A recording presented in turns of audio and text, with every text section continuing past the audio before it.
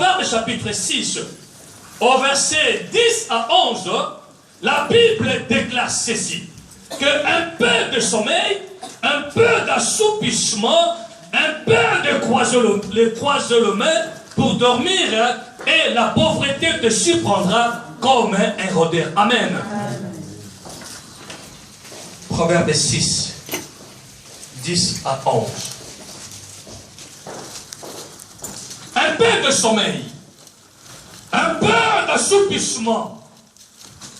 Écoutez, je vais dormir encore, je vais dormir encore. Je vais encore te mettre sous la couette. Je vais encore te passer encore chaque fois sous la couette. La Bible déclare que tu seras surpris par la pauvreté. Amen. Voilà pourquoi la pensée de Dieu est que son peuple soit heureux.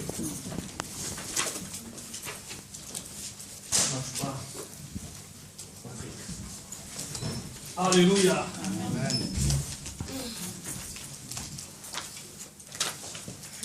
Alléluia. Amen.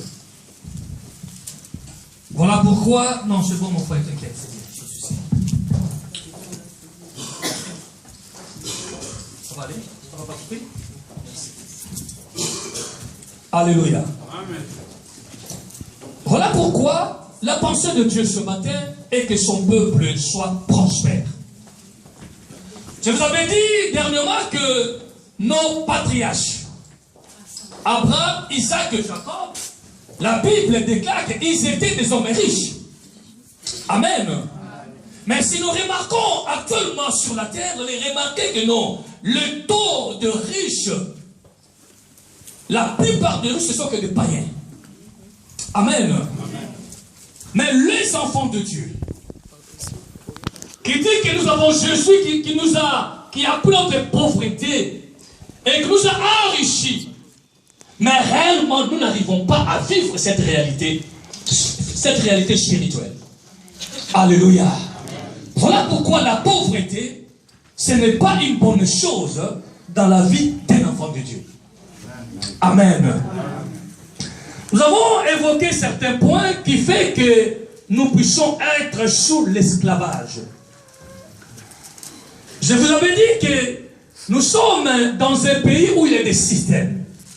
Un pays où on a élaboré des systèmes. On a conçu des systèmes.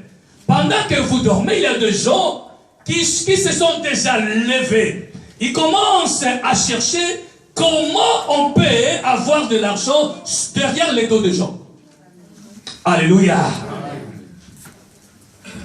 Nous sommes dans un système, mes frères et sœurs, qui est bien étudié. Ils savent que non, nous pouvons nous enrichir derrière ces gens-là.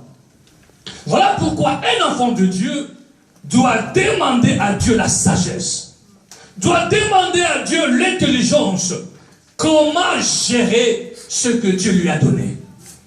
Amen. Amen. Parce que si vous risquez d'entrer dans ce système, vous allez toujours travailler comme un cheval et vous ne vous en sortirez aucun jour. Souvenez-vous des témoignages que je vous ai donnés, je n'ai pas encore le temps de le reprendre. Mais au moins, un enfant de Dieu doit demander à Dieu l'intelligence et la sagesse, afin qu'il puisse pas entrer dans le système qui est mis en place. Amen. Amen. Vous savez, si vous avez de prélèvements et qui n'a pas été prélevé, qui a été rejeté, vous savez combien la banque vous récupère? Parce qu'il y a des gens qui sont sensibles ce matin.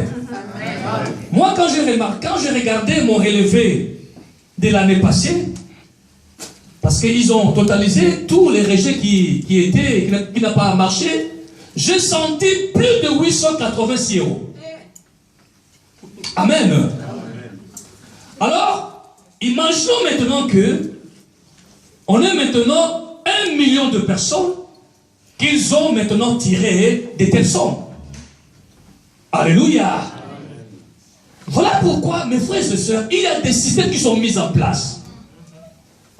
Si tu n'es pas prudent dans ces systèmes-là, tu vas entrer. Tu vas commencer à travailler, mais tu t'en sortiras jamais. Voilà pourquoi je dis que la première des causes qui fait que les gens plutôt, soient dans la pauvreté, la première des choses, ce sont les endettements. Je vous ai dit, ce n'est pas bien à un enfant de s'endetter dans sa vie. Parce que quand on s'entête, souvenez-vous de cet homme de Dieu qui faisait partie des groupes des prophètes, qui était mort et qui a laissé ses enfants. Lorsque le banquier est venu, il a dit, écoutez, comme ton mari n'a pas pu payer ma dette, je vais prendre tes 2 enfants et le faire à mes esclaves. Quelqu'un qui s'entête, qu'il s'en soit sûr que non, quelque part, il est esclave. Quelqu'un peut dire Amen? Amen. Les endettements, ce n'est pas une bonne chose pour un enfant de Dieu. Je vous avais conseillé que devez savoir quelle dette que moi je peux prendre. Est-ce que le dette que je peux prendre, est-ce que c'est pour mon intérêt ou bien comment? Je vous avais encouragé de dire, écoutez, la dette ou bien les dettes qui sont favorables, peut-être, si vous voulez acheter une maison. Ou bien, si peut-être vous avez besoin d'une voiture neuve. Là, parce que ça va vous permettre d'aller au travail et de rembourser votre crédit. Votre maison, vous allez réellement vivre dans votre maison. Alléluia. Amen. Mais d'autres têtes qui ne vous rapporteront rien, mettez-les de côté et disqualifiez-les. Amen. Quelqu'un me dit ce matin. Amen. Il ne faut pas prendre n'importe quelle dette. Parce que plus que tu vas t'endetter.